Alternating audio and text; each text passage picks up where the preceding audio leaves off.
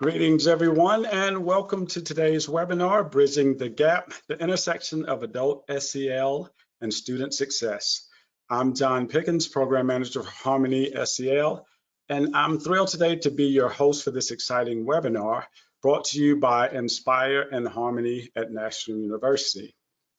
We host these webinars where thought leaders and educators share best teaching practices and tools to support social and emotional learning.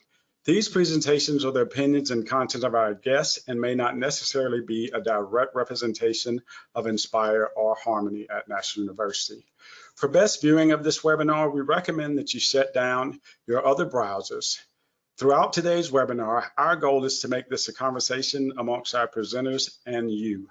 Please use the question box on your GoToWebinar control panels to submit questions, comments, and ponderings for our guests. As a reminder, this webinar is being recorded and you will receive a copy of the recording within the next week. If you're actually watching the webinar live, you'll receive a copy of a certificate of completion from GoToWebinar within the next 48 hours. You can also download a copy of the slide deck that we're using today under the handout tab on your GoToWebinar panel. Let's take a look at today's objectives. Each of you today will understand how adult social and emotional competence can impact student social and emotional learning. You will explore how to develop adult social and emotional competencies to enhance students' experiences across the school community. You will gain a greater insight into how Inspire modules are integrated into the new teacher induction programs, and you will learn more about the new Inspire Educator SEL pathway that includes modules addressing intrapersonal, interpersonal, and cognitive education development. Now it's time for me to pass the mic to you, audience, and let us hear from you. Who is in the audience? Who's joining us today? You can click on the screen and answer in your question box.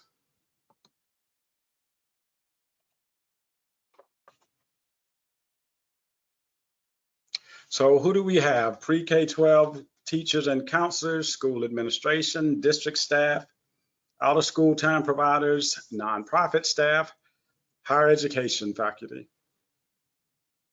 And if none of these represents you, feel free to type in the chat box what organization and what role you represent. And again, thank you all for joining us here today.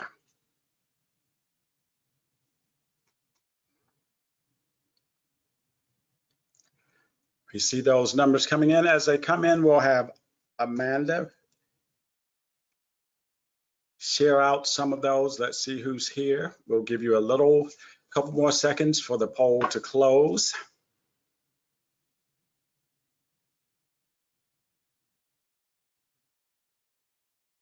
And as we're waiting on that, how's everybody doing today? How's the weather where you are today? How's life where you are today? I'm in Florida. It's a beautiful sunny day, so all is well on my end.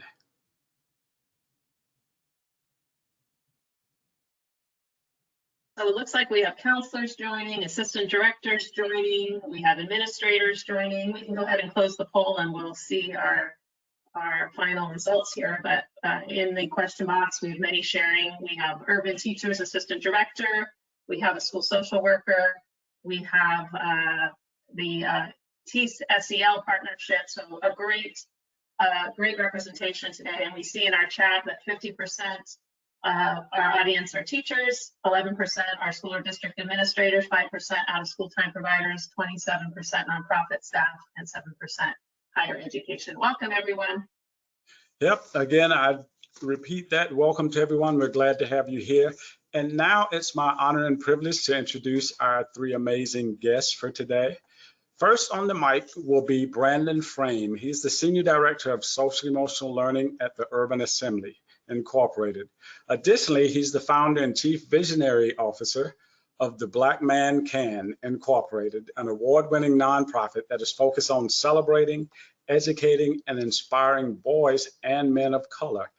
As the director of SEL at the Urban Assembly, Brandon works with districts and schools nationwide around implementation, integration, evaluation, and sustainability of SEL, all very important parts. He has received the Martin Luther King Jr. Drum Major Award, Change Maker of the Year, and was named next in class in the field of education by Black Entertainment Television. Welcome to you, sir. Also joining today's conversation, we have a dynamic duo from National Louis University. We have Dr. Renee Gugel. She's an assistant professor and teacher leadership program chair at National Louis. Renee began her career in education as a high school English and theater teacher. She went on to serve as Dean of Students, Department Chair, and Associate Principal in districts in Northern Illinois and Southern Wisconsin. As you're about to experience firsthand, Renee is passionate about the development of teacher leaders and promoting the understanding that shared leadership is a key element in school and student success. Welcome, Renee. And next we have Dr. Geri Chesner, who's also an associate professor at National Louis University in Chicago. Geri began her teaching career in the Milwaukee Public School District as an elementary teacher, and in 2007, she became a faculty member at National Louis University, working in the teacher leadership and educational leadership master's and doctoral programs. Her research centers on expanding teacher leadership, coaching and mentoring, and visual literacy development. Welcome, Geri. Now, before we begin our guest presentations, what I'd like to do in the spirit of SEL, I'm going to ask each of our guests and you, the audience, to respond to one of our quick connection card conversation starters from the Harmony SEL program. And here is the question. Have you heard the phrase to turn over a new leaf? It means to act in a better or improved way. So to everyone, I'm asking, if you had the chance to turn over a new leaf, what change would you make? For my guests, you can just answer out, and it can be changed in any aspect of your life, and same thing in the audience. You can answer in the question box in any area that you would make a change. I'll share mine. For my own social emotional learning and health, I really enjoy writing and reading and creating art, and I'd love to turn over a new leaf to make that more of a habit in my life, or on a daily basis if possible. I like that. Thank you. I can back up my partner here. I feel the same way, but mine is I have 4 children who are now almost grown, and my social emotional health happens when I'm in a clean, organized space. And that hasn't always been the case with 3 boys, 4 children in my house. So now that they're kind of moving on, I think it's time to downsize and unclutter and organize and take control. Okay, I can relate to that. Maybe that's the leaf I should turn over.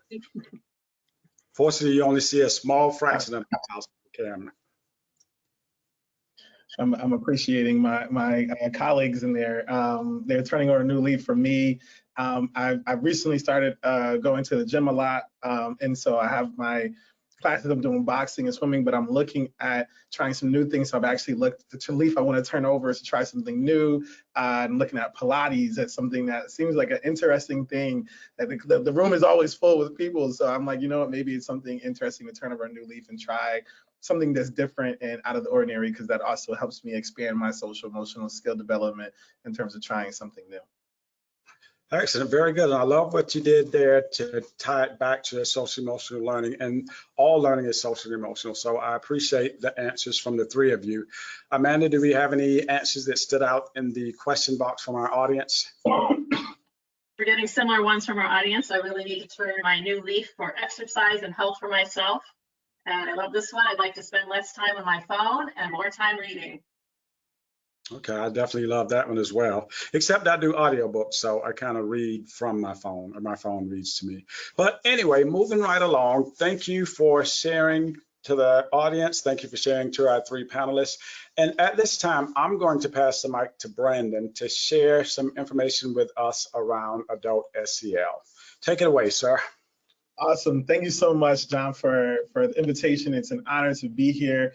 To all the attendees, I'm really honored to have an opportunity to be in front of you. If you're here today, that means I know that you care about social emotional learning. That means that you are interested in doing the work of what I like to say, building an SEL nation. So I just want everybody to just drop in the chat as we get started, say, I'm building an SEL nation. Just put that into the chat and just see collectively how across the country, that's what we are here and trying to do. I'm building an SEL nation. And so as we think about building an SEL nation that we're all doing in our respective communities, I wanted to center us on first a definition, guiding definition that we use at the Urban Assembly. I think it's important that we center ourselves there because we need to.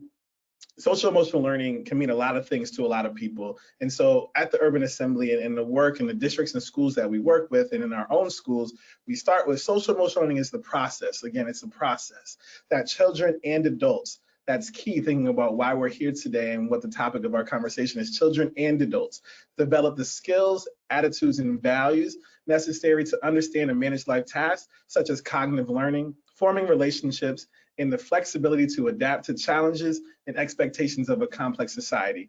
As you can see, this is a research definition from Dr. Maurice Elias, 1997. So I always like to center ourselves in a definition, and also you can see that this definition is from 1997. So social emotional learning is not necessarily like a new thing. It's the flavor of the month. It's a buzzword. No, this has been happening. But today we're going to talk about the the skills development, and that's what I think about when I think about social emotional learning, and that these are skills. That's the synonym that I want people to walk away with and think about is we're doing skill development with our young people. And so just in the chat, just drop, how does this align to what you thought SEL was in terms of your own definition, or even from this definition, what really resonates with you around this definition, is centering this as a definition, a guiding definition around what is social emotional learning, right? Really thinking about that challenges and expectations of a complex society, that flexibility to adapt, something that we've all had to do, but that's a skill, right? To form relationships is a skill that we must teach. So we're gonna go to the next slide, but we're going to ground ourselves there. So we'll go to our next slide. And so then why SEL though, right? Because we have people out there who may say we don't need SEL in schools.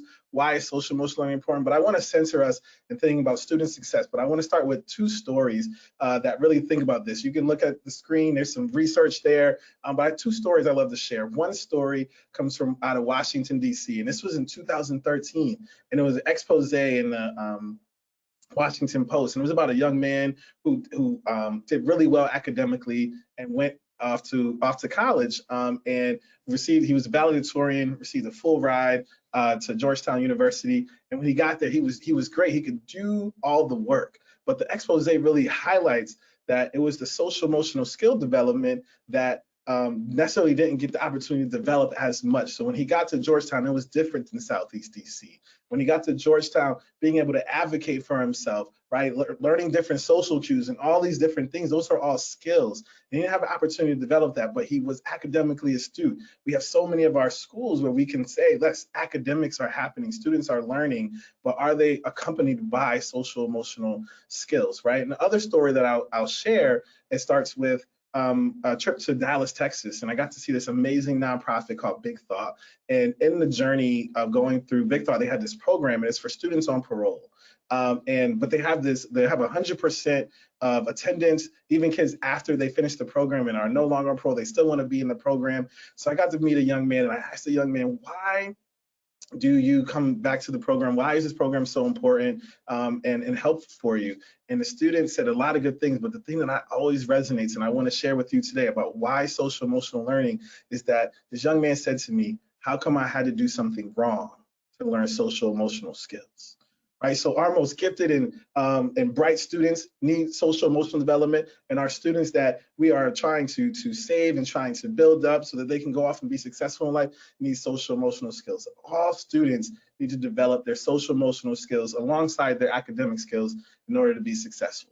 That goes into our next slide. And in order to do that, we got to have the adults, right? So centering us some research here. Why adults? To promote students' social emotional competence. Thinking about the stories I just shared, it's important for schools to simultaneously foster a supportive staff environment that cultivates the social emotional competence and capacity of adults in the building. And then adult social emotional competence and well-being strongly influence the learning context and the infusion of SEL into classrooms and schools.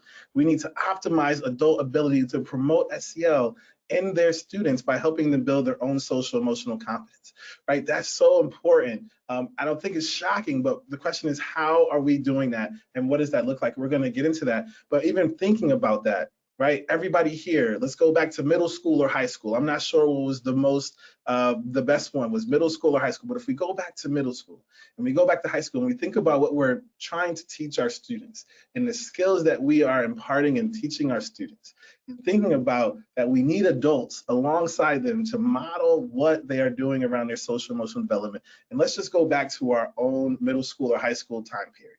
And if I were to stop you and I ask you, how are you doing academically? Everybody here, all 133 attendees, if I asked you academically in middle school or high school, what are your strengths, challenges, and needs? I'm pretty sure everybody here will be able to talk about what are your strengths, your challenges, and your needs academically.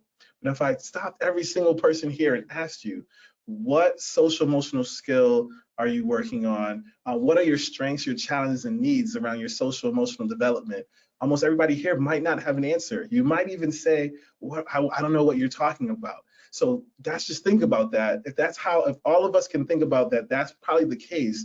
We're all the adults teaching our young people. So we have to think about the systems and structures inside of our schools that are going to foster social emotional development for the adults, because we're talking about teaching something that everybody might necessarily had got. They learned it through life experiences. So we have to prioritize adult social emotional learning, which then we'll think about those previous stories about our young people can help our young people be successful. So we'll go to our next slide so we can get into a little bit more of what that looks like.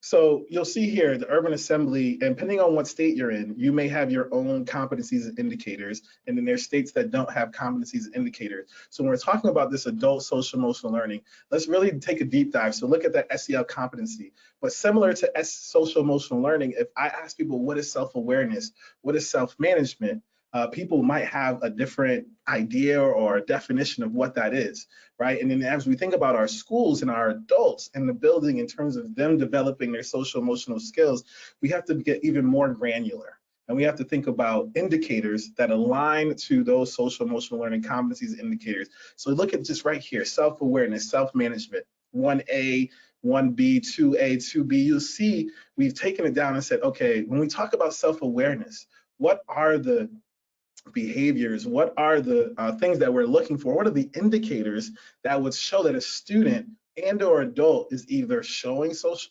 developing or doing social awareness, or is an adult modeling it, right? So now we're talking about, do you for the adults around me model awareness of what they need and feel?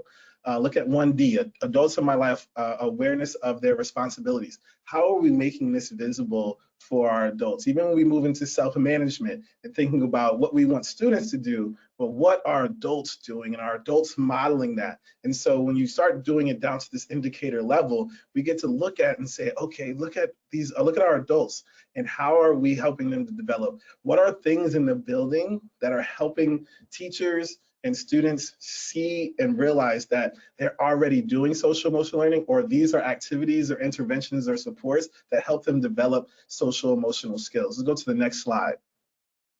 That's the self-awareness and self-management. As we go into the next slide, we're going to see another set, social awareness and social management. Right, so when we think about the domains of social emotional learning, these are 4 of the major buckets. So even around social awareness, students demonstrating awareness of people's roles, their emotions and perspectives, but do the adults around me demonstrate knowledge of other people's roles and care about their feelings and viewpoints of others? Or even when we move into social management, and looking at 4A in terms of students use positive communication and social skills to interact effectively with others. But are the adults around me showing me how to use social skills to interact effectively with others through their actions and words? I know that everybody here can think about their programs and they're like, oh, we do this in our program. But the question we have to start to ask ourselves is it explicit and intentional, right? I sat with a group of teachers not too long ago and we pulled out unit plans and lesson plans, and then we matched these indicators and competencies to their lesson plans. And they were like, wow, I already do social emotional learning. And I was like, yes, you do. But then I asked them, I said, are you doing it explicitly and intentionally? And I'm like, and then they're like, no, you know what? I'm not doing that, but I can do that, right? SEL isn't something else. It's something that I'm already doing, but I do need to make it highlighted for our young people. And I also can work on this for myself in various aspects of my life, but I can bring this out for young people. So when we start getting really granular around our SEL competencies and indicators, we can really move our adults forward, which then ultimately create the student success for our young people. Let me go to the next slide. So now, what does that look like putting that into action? So I'm just taking you quickly to a school in New York City where they've taken that. So think about, we're talking about social emotional learning, it's skills. We want to develop skills in young people, and we want to get it to a very granular place of saying, okay, what activities, things in the building are teaching, reinforcing the social emotional skills? How can I make it explicit, intentional? Because this is building it for the adults, ultimately having student impact. So you can see here at this school in New York City around the competency of self-awareness, but think about those indicators that I put up. Students, 1A, students demonstrating awareness of their needs and emotions. Here at this school, the adults and the young people in the building know all the different activities that are either instructional practices, social emotional supports, behavior supports, extracurricular activities, and how they are either teaching or reinforcing a particular indicator, right? And like how plain and explicit that makes it for the adults to then take that, understand, know what it is, and then make it explicit and intentional for our young people so that they are able to articulate their strengths, challenges, and needs around their social emotional development alongside their academic development. We'll go to our next slide as well. And keep moving. I just wanted to show these. So connecting the dots, again, you can see here around social awareness. Here's a school that said, oh, here's all the different things in our building that are teaching or reinforcing social emotional learning skills so we can make that explicit and intentional. And you also see the colors, which are highlighting it from an MTSS framework. So is this a tier 1? Is this a tier 2? Is this a tier 3? That's all important because is it something that all students have access to? Is it something that only targeted and students display a risk factor because they have access to? Or is it tier 3, tertiary, where it's individualized supports, right? But that's how we take these big idea, right? Social emotional learning. We need to make it explicit and intentional for our young people. And what does that look like inside the school building so that now everybody in the building knows what's happening in the building that actually teaches or reinforces social emotional skills. And then we'll go to our next slide. And then as we do that, we think about it from a culturally sustaining social emotional learning approach, right? Thinking about your different communities, and you see here just some different points that as we do that, it helps us to see and view students' backgrounds and communities as strengths, right? And thinking about doing it this way and organizing our adult social emotional learning to create student outcomes is focusing on the why before the what. Right, and all these different points here around how do we make it culturally sustaining for young people and the adults in the building and the communities in which we serve. And we'll go to our next slide.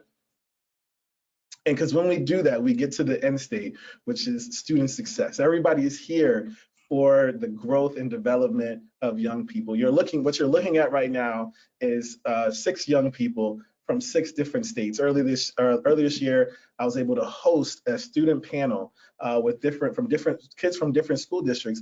And these are kids from 3rd grade all the way to 12th grade talking about how they use their social emotional skills in order to navigate their communities, to improve their communities, navigate the world. They use them at home, use them in school to learn, right? And the beauty of this, and what I want, and that's why I started with SEL Nation, because you're looking at 6 kids who don't know each other. They're from 6 different states. This is New Jersey, Massachusetts, Washington, Wisconsin, and Connecticut. And the students don't know each other. So what I want you to dream about as we think about this and what you're looking at right now and what we're talking about, what you're going to hear after me, right, is that what does it look like when every single student in the country, right, is able to talk about their social emotional skills in terms of their strengths, challenges, and needs alongside their academic skills, right? What does the country look like? What does your community look like? What does the country look like? What does the world look like when everybody's able to do that? That's the end state, because as we started this part, because we're all in this together to build an SEL nation. That concludes my piece. We'll go to the next slide. And I know I'm looking forward to hearing from my colleagues and all the amazing things that they have to share as well. Okay, I'm just going to take a minute and pause right there, Brandon, because that was a lot. So we'll give the audience the moment to digest what you shared. And as you're thinking about what Brandon shared, audience, we have a question for you to add in the question box. And that's, what is one nugget that Brandon shared that resonates with you in your current role? Because as Brandon said, this is an all hands on deck. And as we get deep into the conversation, we're going to delve into the part of that where it's higher ed, it's training educators coming into the field on how to address social emotional learning and the importance and the value of social emotional learning.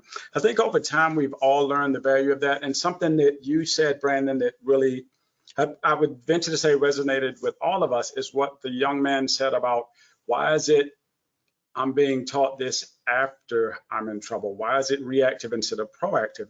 And so I definitely want to applaud you and the work you do, the work Urban Assembly does in New York and around the country to make sure that we keep SEL at the forefront. And we're using this as a proactive skill to help teachers, to help students, to help communities to do better and to be better. And as I'm plugging you in Urban Assembly, I also want to plug Harmony SEL. That's our pre-K through 6 social emotional learning program. It's a no-cost, research-based Castle Select program available to educators, for that matter, to everyone who works with children in schools. We have an at-home component. I'll have one of my colleagues drop the link in the chat box so you can see where that is. But to keep the train on the tracks and not get off track too far, Amanda, do you want to tell us what kind of responses we're getting in the chat box? Yes, we're getting some great answers. To be explicit and intentional in teaching self-awareness and self-management. Awareness of strength, need, and skill. Always the why, then the what. Students have real issues, problems, and goals. I love the focus here. We need to be role models with other staff for kids. Summed up facilitation and supporting student self-regulation. So many great ideas coming through, but Brandon, you resonated with our audience clearly in many, many ways. Yes, thank you, Amanda, for sharing. Thank you to the audience for sharing your responses, because again, as Brandon said, and as we all know, this is all hands on deck. The future is in all of our hands, and we're all in the education space to make a better future, to create a better world than the one that we came into. And that being said, I just want to tag one more thing with Harmony, our Harmony SEL program. It is something that Brandon touched on. It is a 3-tier program. So it's tier 1 for it's all students across the campus. And you can use it tier 2, you can use it tier 3. So we want to make sure that SEL, we understand that SEL is for all students and all adults. Again, thank you, Brandon, for your share. Very good information. We'll bring you back later toward the end for some closing thoughts. But right now, we're going to pass the mic to today's dynamic duo, Renee and Geri from National University. Thanks, John. So we're actually here today to talk to you about adult SEL and how we've been using it at our university. And just to give you a little bit of background, we've been using Inspire modules for about 5 years at NLU. And what we've realized is how those Inspire modules can not only support new teachers, but how they can help us coach and mentor. They can help the coach and mentors as they support those new teachers. And modules make it so as we head into growth conversations with our educators, we're on the same page. So spending a little bit of time before conversations with new educators and supporting them can make those conversations that happen after so much more in depth and so much deeper and so much more meaningful for both the coach and for the teachers. And we've developed some programs at NLU using Inspire modules that we just like to give you a little glimpse of today, and maybe so you could think about how you might be able to use these to support the adult educators in your building, because ultimately students learn from teachers who are confident and who feel supported. And so as educators, that's what we need to do. We need to support each other and take care of each other. And we found that using Inspire modules is a great way to be able to do that. Our next slide.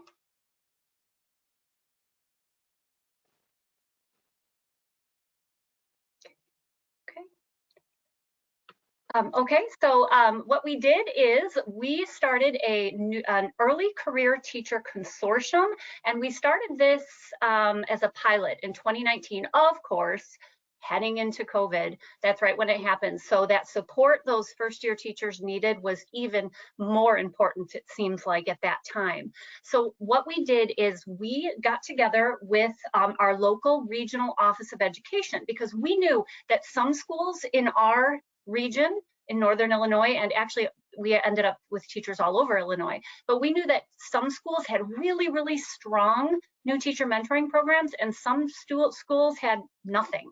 So we reached out to our regional office of education and we proposed to them that we start kind of a new teacher support group, is ultimately what it was. So they put the information out and we ended up getting schools from all over Illinois who wanted to be involved in this consortium to provide support outside of their schools to new teachers. And that's what we did. And it was so interesting because a lot of times new teachers, they want to share their struggles and they want to share what's going on, but they're not so willing to do that to people in their own building because maybe they don't want to put that out there and they don't want to feel like someone thinks they're struggling. So to be able to have this where we were all from all over and we were able to talk to each other and say, this is going on in my classroom and I'm having trouble with this student and I don't know how to connect with him or her, and what can we do? So we had those conversations in this very safe space and it went really well to the point where after the first year of this pilot program, we had other schools, districts, calling us and saying, hey, we heard about this and we heard in a meeting that this other school is doing, can we get involved as well? So this was a pilot program we did, which sort of led us into our next step, which is our new teacher induction program, which Geri will share with you next on the next slide. Okay, so as Renee was saying, this very successful program that we were using with new teachers, word got around on how within our own university and how we were using Harmony and Inspire, and the teacher prep program said, how can we get in? We have so many new teachers that we want to extend our connection with them and extend our relationship and continue to support them. So that's when this idea of a new teacher induction program at National Louis University began, and we've been doing some planning last year and this year and hope to kick it off in the fall of 2023. But the main purpose is, as well as making a connection or keeping that connection with our graduates, but supporting them along the way. We know how hard it is for new teachers to get started. And although they do have mentoring and support within their own schools, typically, we wanted to keep helping them throughout and give them, we knew them so well as working with them and helping them to develop as teachers. So what, again, as Renee said, the first work we did with the program was to have a support group, kind of a support group, and that's what this is envisioned to be as well. There are potentially 400 new teachers from our teacher prep program who have recently or will recently within this year graduate and get their first teaching jobs and be in their new schools. And so we are targeting those teachers so that we can be there for them.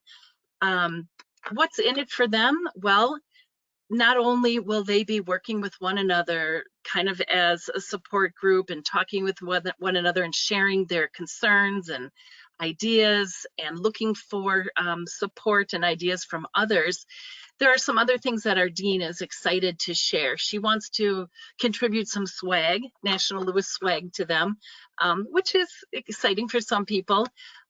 Possibly getting some credit hours from National Louis beyond their bachelor's degree in teacher ed, maybe turning it into some micro-credentialing and also CPDUs. So this is all still in the works. We haven't totally determined all of the components yet, but these are the things we'd like to be able to give these teachers. And it's all based on the modules from Inspire that we've been using. And we'll see what that looks like on the next slide.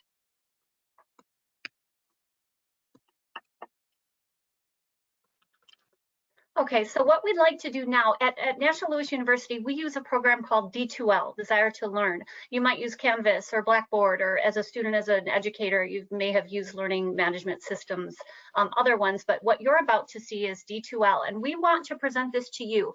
So we kind of want you to put yourself in the scenario here. You're a brand new teacher coming into the field, just graduated, aren't sure yet what's going on, walking into your own classroom for the first time, and what you will see and how this will look for you as you head into this program that we're beginning. So I'd like to share that with you now.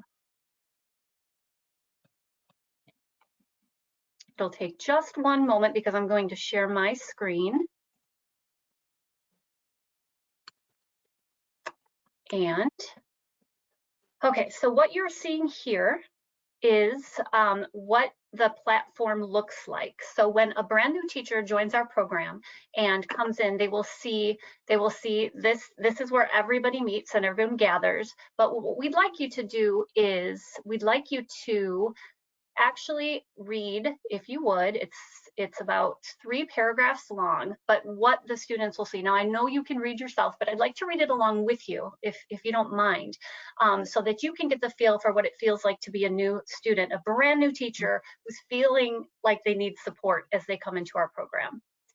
So hello, welcome to the NLU New Teacher Induction Group. We're so excited to work with you as you begin your journey into the teaching profession. We have created this group to be a place where you can ask questions, share stories, and have a safe, stress-free place to talk with one another about your challenges and your successes during this first year. We will never judge in our group. We will support, we will empathize, and we will have each other's backs. During our time together, we'll utilize an online tool called Inspire Teaching and Learning, which is a professional development series of modules. We'll talk about these modules a little bit later on as well in our webinar. Modules can be done in your own time, with the goal of your modules being completed each month by the time we meet in person or Zoom. We'll review Inspire in much more detail at our first meeting. And then we'll meet on the last Wednesday of each month for 1 hour for 90 minutes the first time and 60 minutes thereafter. And then we share the schedule with our students. We're excited to meet you, to support you, and to celebrate your success with you this school year. So that's what that looks like. And then what students can do is they can go into discussion boards, they can submit work. We are going to share, for example, resources. We're just starting this, so we only have one in there right now, but students can get tips for surviving teacher evaluations and observations. And we've planned it so that our schedule matches with kind of the flow of a teacher's school year. So Geri is going to share with you now kind of what the scheduling looks like and how we use the modules in that schedule. So here is our calendar, and if we could put this, I don't know, Renee, I think we're done with this. If we could put the slide up, that might be more helpful, the next slide in our presentation. Okay, so I will close this calendar now. So if I can stop sharing and we can go back to the slides. We do have a piece of that calendar on our slide for you to take a look at. Here we go. As Renee was saying, this is a year-long program. We plan to meet once a month with these new teachers, and once on Zoom. It will only be a virtual group, as we did last time, which worked out really well. It was during COVID, so it happened to work both for that reason and because we're an online program typically. So in this calendar, what's exciting is that we have developed, each month you'll see typically 4 modules, 4 Inspire modules that the teachers will look at in advance and get the certificates for completing them. And they're designed around what's important to teachers at certain times of the year, as best as we can. So at the beginning of the school year, new teachers and all teachers are thinking about the procedures for their classroom and for their students, how to design effective procedures, how to get those relationships with their students built up, and also starting to communicate with parents. So all those modules give really good support and things to think about and to learn. And when we come back and meet together as a group, we'll talk about that. We'll open it up to discussion. We'll ask, and they'll share key things about what resonated with them or what they didn't understand, or instances in their own classrooms and how they used from the modules things that were helpful, or can you give me more ideas, or how can you support me? So that's how our calendar works.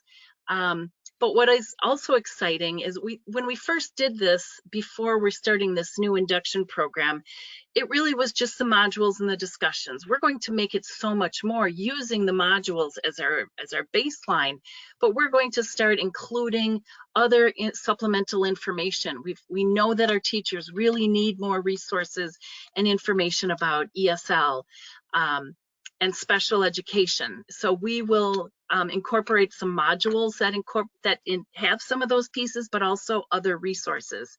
We plan to have some guest speakers from school and community organizations based on these topics and other topics that they may need as well.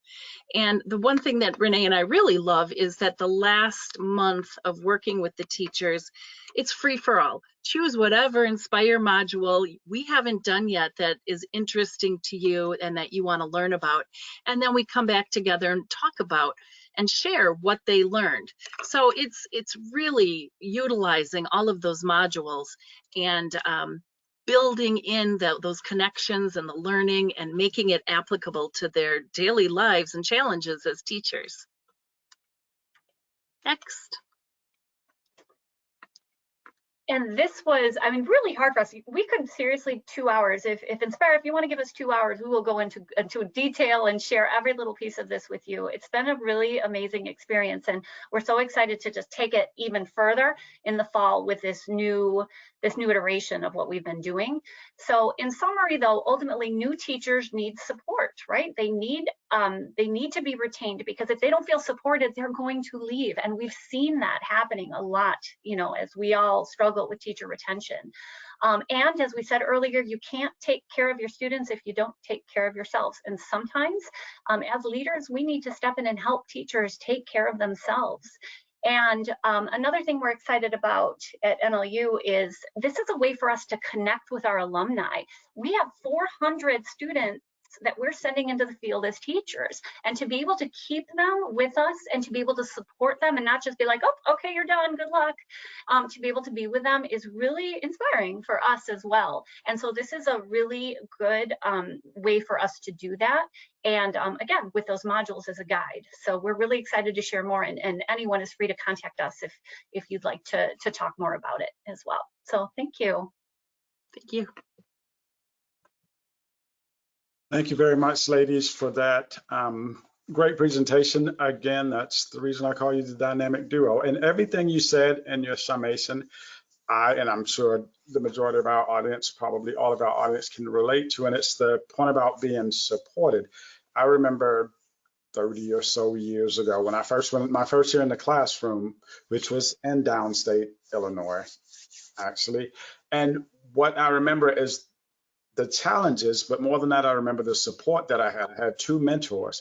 And so having those mentors really, really helped. And then if you add on top of that, if I had access to a program like Inspire, where we have these different modules, that's even more of a benefit. So for our audience, the question I want to ask, because I know that a good percent, probably the majority of our audience is pre-K-12 or pre-K-12. And so what I want to ask pre-K-12 is, how familiar are you with the Inspire program? Put your answers in the question box. 1, if you're very familiar, you use the modules pretty often. 2, if you're somewhat familiar, say you've been to the site. And 3, if you're not familiar at all, but you're ready to learn. Because I want to speak a little bit about, I'm going to speak a little bit about what the Harmony program is, or not, excuse me, what the Inspire program is. I worked with Harmony for the last 8 years, so it sticks with me. So I'll speak a little bit about what the Inspire program is, and it speaks to something that our ladies said also in their presentation. We address the SEL portion, the social emotional learning for teachers, but we also address those teacher prep skills, the skills that you need to be successful in the classroom, in addition to the skills that you need to be successful working with the students. So Amanda, if you want to share out what our audience is looking like. Yes, thank you. It looks like we have quite a few 2s and some 3s, but everyone is open to learning more and excited to learn more today. Yep, that's a really good thing. So as Renee and Geri so eloquently demonstrated, the Inspire program modules are a great resource for teacher prep programs, but they're also designed to be used by in-service teachers, and they pointed that out as well with their alumni that's leaving, and that allows them to stay connected with them for their first-year teachers and teachers throughout their career. And we work with teachers of all ages, because our Inspire modules are also designed to be used by in-service educators on a daily basis in their classrooms to help them do better for the students they work. You know, we drop the link in and we can share the link again to show you how to access the Inspire modules. If you are a Harmony partner and you already have an account, then you just go to our programs tab and click on the link for the Inspire platform, and you can view the modules there. They're self-paced. It's a value-added component that's included with Harmony implementation. And the Inspire program is self-paced educational professional learning modules. They can be used by individual educators. They can be assigned in groups. They can be assigned by the administrator. And a core component of SEL in the service of equity and excellence is the work that adults do that enables them to support students. And that's where Inspire comes in.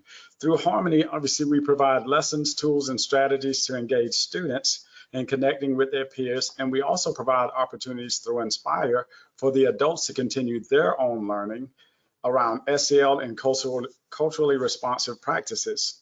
Using Inspire, for example, we provide topics such as foundations of SEL and professional practice and even family engagement. In just a minute, you'll see one of our new modules, which is understanding the brain to get to the heart of social emotional learning. But let me give you a little information on Inspire itself. There's around 74 modules. There's self-paced modules.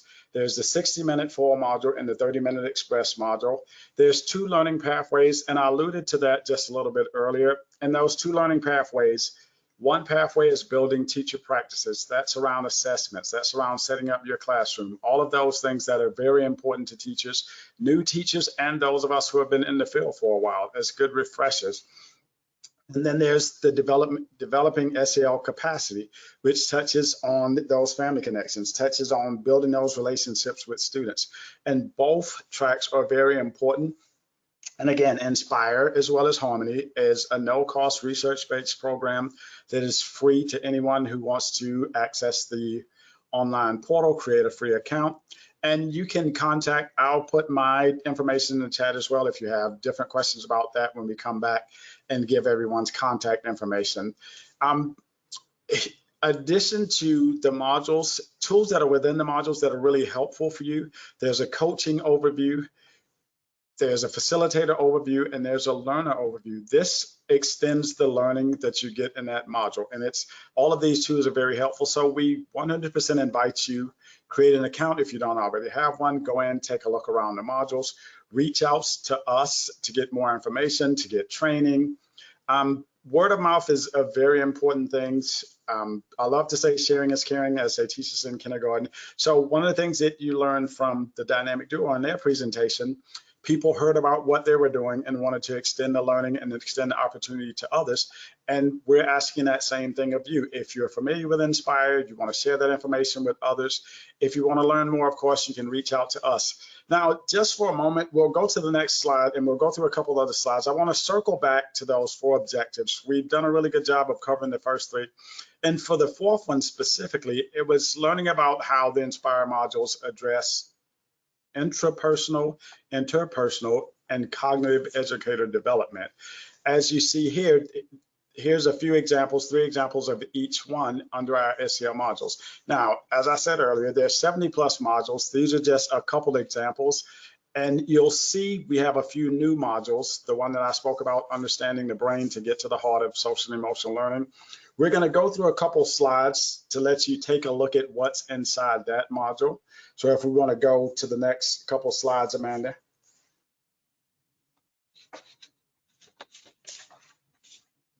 So here you see, this is just to give you an example of what you're going to see. Very informative, research-based modules, and easy on the eyes, if I may say that. very well presented, very good information. And here we talk about functions of emotions. You know, emotions function in different ways. Very good, insightful information that we're going to share. Amanda, we can go on to the next slide. I just want to give you guys just a quick look at some of the information that's in here. Here's a strategy. Practice self-awareness by identifying your emotions. This helps you identify your emotions so you can prepare yourself to transfer these skills to the students that you work with. Next slide, if you would, please. Inspire strategy. Model self-awareness to make a positive impact on others. I'm going to say that one more time. Model self-awareness. For the students that we work with, those of us, whether we're pre-K, whether we're college professors, the students that we work with, we model for them what we expect from them. We set the bar from them. We show them through example. You know, I heard a saying 1,000 years ago, children learn what they live. They learn the things that we teach them, they learn the things that we tell them, but they observe us. So when we're modeling that appropriate behavior, that is how we're more successful. Next slide, if you would, please.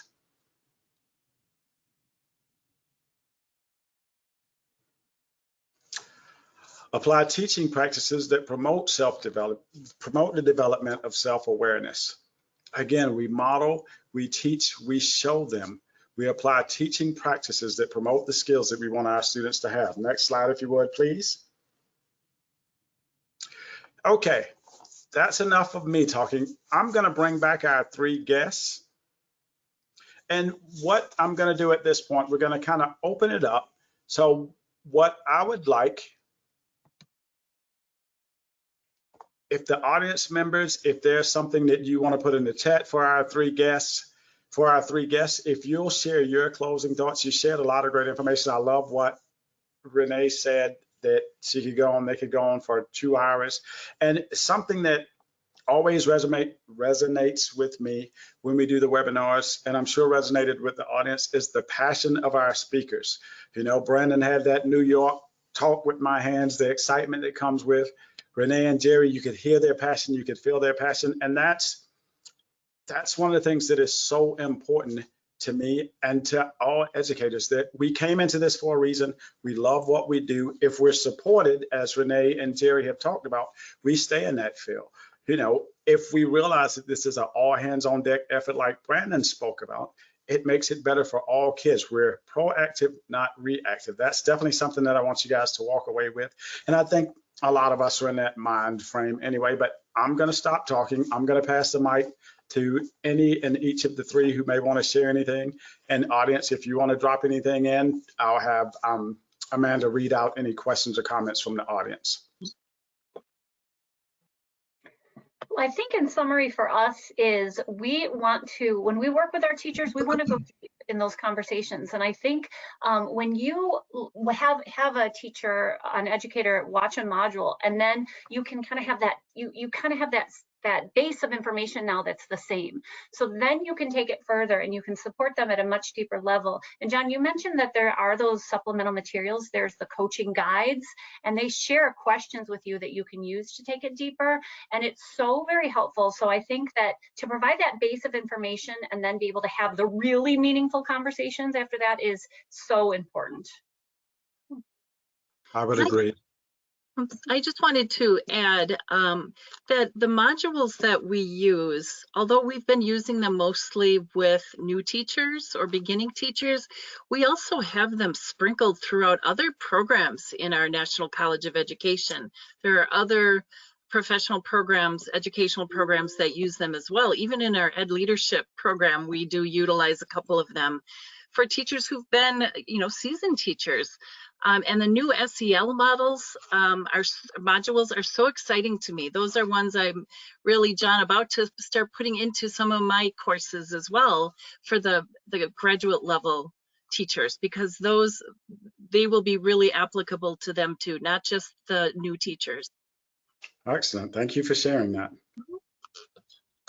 I just want to offer, I want everybody to stay motivated, stay inspired, right? We inspire harmony. And why I say that is because we work hard. Everybody here, everybody that's participating right now works hard. You wake up every day, you work hard, you go to battle in the trenches to do this work, and it's hard work. It's not like it's easy work. So people work hard. And the reason why I say stay inspired, I want you to think about the picture that I put up of the young people, which is why we're here and why we wake up every day. And think about the fact that that picture had kids from different parts of the country who didn't know each other, right? And so my stay motivated, stay inspired, because if we think about building an SEL nation, right? And we think about what that picture represents, those young people, right? They may live in the same community one day. They may work at the same company one day. You know what? They might run for office one day. And we got to stay motivated and inspired, because we know that if we build an SEL nation now, what it can look like for the future for them and everybody's here's children and your children's children, if everybody has these skills and uses them in order to be successful and navigate the complexity of the world that we live in today. Okay, I don't know about the audience, but I'm thinking maybe Brandon Frame should run for office someday. We have a good question from the audience to build on that. Brenda, I know you're in a lot of schools, so there was a question, and we shared in the Inspire module some examples, but what are some practical examples of what adult SEL building looks like, sounds like, feels like? And probably our professors could share as well, but what are some practical takeaway examples that you've seen in schools or that you're training your teachers to use? What I want to offer up, and then also allow my colleagues to share, is that I think as I go to schools, you hear, especially in middle school and high school, I know I got some middle school, high school people that are here right now, and you've heard somebody say, I just teach math, I just teach science, SEL is something else. And that's why what I wanted, when I shared those indicators, because teachers, for the most part, right, I'm thinking about counselors that are on right now and trying to you want teachers to join you in developing social emotional learning skills. When you bring it down to those indicators, because my ELA teacher, my math teacher, that's how they talk. They're like, I'm teaching standard 2.1, is going to teach da-da-da-da-da, right? And then when you see indicator, and then just ask, how would you bring this out? Or how did you bring any one of these indicators out when you were teaching? And they're like, well, I did, standard 4C when I was teaching this lesson. You are doing this. What we're asking is to explicit and intentionally. So in terms of the question, is that those are the examples, is really getting to the indicator level, because that's the school, the teachers and the building and even administrators. That is how we move it, because now we do that. And even if you don't have indicators, just take your core values. Say your core values are justice and responsibility, and so create indicators to that. Right, I want to push everybody to do that in their schools, because like, let's take those, and then it'd be like, in our lessons in the building, how are we bringing out these indicators? Not just justice. Justice means a lot of things to a lot of people, but what are the 4B indicators that would denote that we at this school are doing justice? How are the adults modeling it? How are the kids displaying it? And can the kids articulate it? So that's what I would offer up, is to really start digging in and thinking about this work just like we do math. Just like we do science. It's a continuum. If you look at math, right? If you're in elementary school, you learn addition and subtraction. And you get to middle school, you learn multiplication, division. Just walk me. I know you learned a little earlier, but just go with me on this. And then you get to high school, you do algebra. But guess what? You can't do algebra unless you did the other things, right? So thinking about the process of social emotional learning, it's like, oh, well, developing awareness of your needs and emotions. It looks one way when you're in first grade, but if we continually build on it, we know what it should look, what we want it to look like when you're in 10th grade, right? But did we work on that over and over again for our adults and our young people? That's what I would offer up to that question. Everything Brandon said. And then I think we need to remember that teachers are more stressed right now. Teachers, Geri and I here in our classes every day, they're so stressed. They just, and just like with our kids, we can't teach our kids content if their social emotional needs aren't met first. That's the priority. And it's the same with our teachers. We're pushing them, teach, and then do 30,000 other things in addition to your teaching. And so unless we support them, I mean, teachers are longing for their leaders or someone in their life to say, I hear you, I see you, and I understand what you're going through. And if we can do that for them, then they can teach our kids with integrity. And then, as we said earlier, our students are going to feel that and respond to that and see that. And that is so, so important. And just to give one more example of a how to support teacher and adult social emotional learning, professional development that you do that is done in schools for teachers, with teachers, make some of that related to social emotional learning for themselves, for them to have time to talk about and to explore their own social emotional learning in a supported context would be really helpful, so that you're not just saying it's important for teachers, but you're giving them time and space to explore that and to develop more social emotional growth. Yes, I would echo everything that our three wonderful presenters said today. I want to thank you all again for the amazing conversation that we had. Sometimes there's never enough time. This was definitely one of those times that we could keep going and going, but we want to make sure we respect people's times. One point I want to add to what Geri said at the end, as you're making that time and space for your teachers, make that same time and space for your certified staff. They're in the classrooms as well. They can do their Inspire modules the same as your teachers can do them. So give them that opportunity, give them that same grace and space to build on their teacher practice, whether it's the teaching skills or the SEL skills. In closing, I just want to say that once the webinar comes to a close, a survey will launch on your screen. It's a really short survey, and we greatly appreciate your feedback. And to be clear, for sure, we do read your feedback and take your responses seriously. To this day, your responsiveness has helped us build more successful webinars. So we appreciate you coming out. We appreciate you spending the day with us. Something one of my mentors taught me 30 years ago, and I've repeated it a bazillion times since then, is I hope that each of you is better for having spent time with the four of us, because we are definitely better for having spent time in this space with you. Thank you, everyone. Have a wonderful, wonderful day. No webinar in December, but we'll see you in January with our next Harmony monthly webinar. Have a nice day, everyone.